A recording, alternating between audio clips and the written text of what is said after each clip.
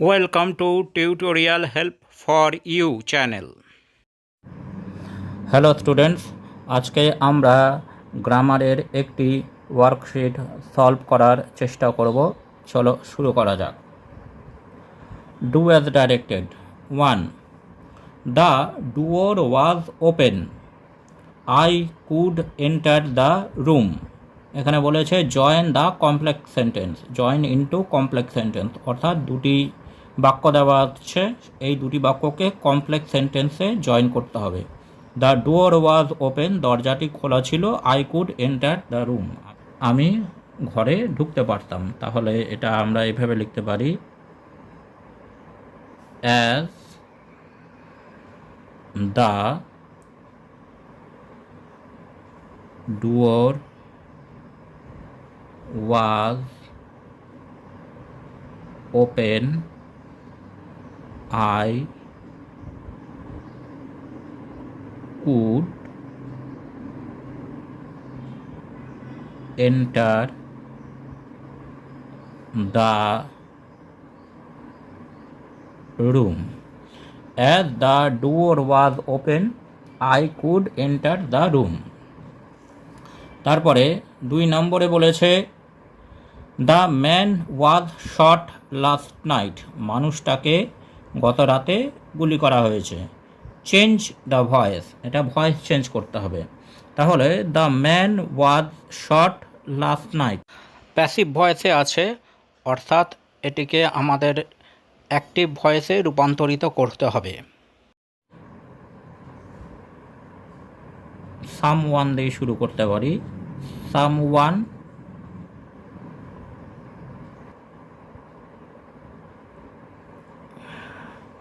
shot the man last night.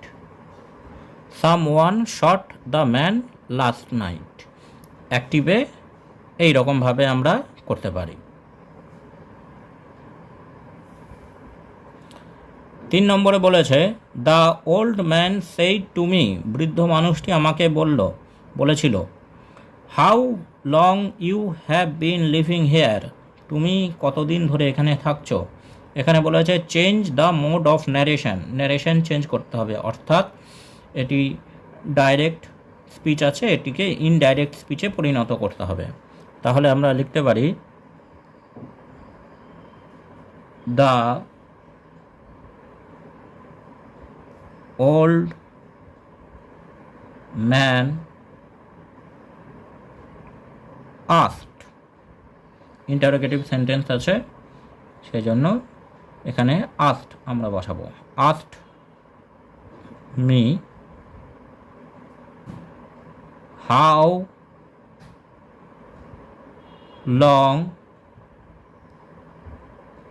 I, এখানে have বিনটা পরিবর্তন হয়ে যাবে had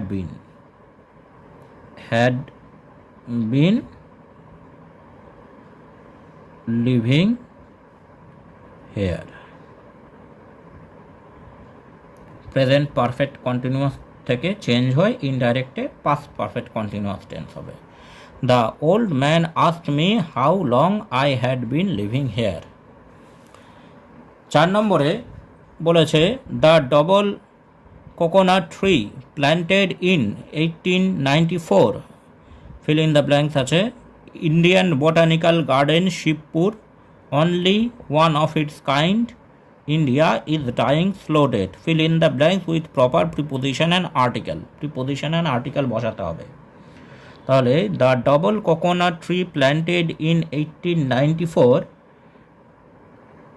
dash dash Indian botanical garden, তাহলে at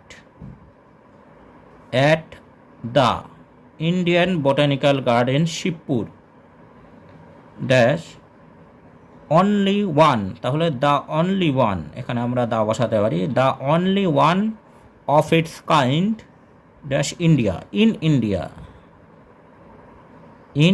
India is dyeing dash slow death, a slow death, is dyeing a slow death. এবার 5 নম্বরে আছে Arjun lives in Kolkata, change into interrogative sentence. Arjun কলকাতায় থাকে, এটিকে ইন্টারোগেটিভ অর্থাৎ প্রশ্নবোধক বাক্যে লিখতে হবে। তাহলে আমরা লিখতে পারি where does Arjun live, Arjun কোথায় থাকে। এরপরে 6 নম্বরে বলেছে a barking dog seldom bites, যে কুকুর ডাকে সে খুব কম কামড়ায়। চেঞ্জ ইনটু কমপ্লেক্স সেন্টেন্স, এটি সিম্পল সেন্টেন্সে আছে, কমপ্লেক্স সেন্টেন্সে পরিণত করতে হবে। তাহলে আমরা এভাবে লিখতে পারি a dog that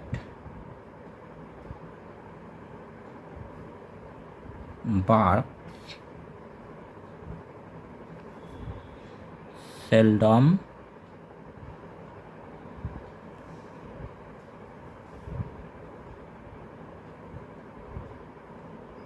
bites.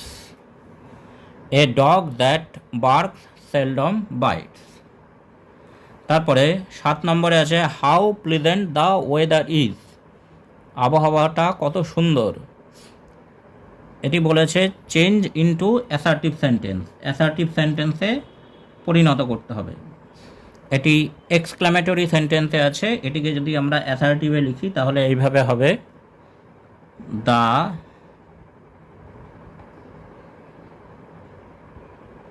Weather is very pleasant, আবহাওয়াটি খুবই সুন্দর।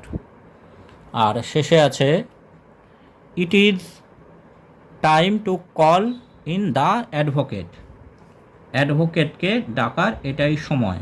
চেঞ্জ দ্য ভয়েস, এটা ভয়েস চেঞ্জ করতে বলেছে। It is time to call in the advocate, এটি অ্যাক্টিভ ভয়েসে আছে, এটিকে আমাদের প্যাসিভ ভয়েসে রূপান্তরিত করতে হবে। তাহলে আমরা এভাবে করতে পারি ইট is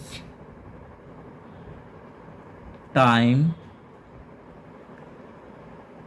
for the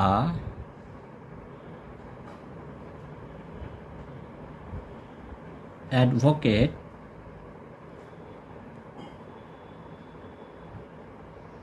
to be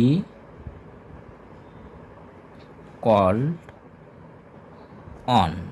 যেহেতু এখানে অ্যাক্টিভ ভয়েসে কোনো অবজেক্ট নেই, সেজন্য আমরা এইভাবে প্যাসিভে লিখতে পারি it is time for the advocate to be called on, এটাই সেই সময় যখন অ্যাডভোকেটকে ডাকা হোক। Thanks for watching this video. তোমরা ফেসবুক এবং ইমেলে কন্ট্যাক্ট করতে পারো।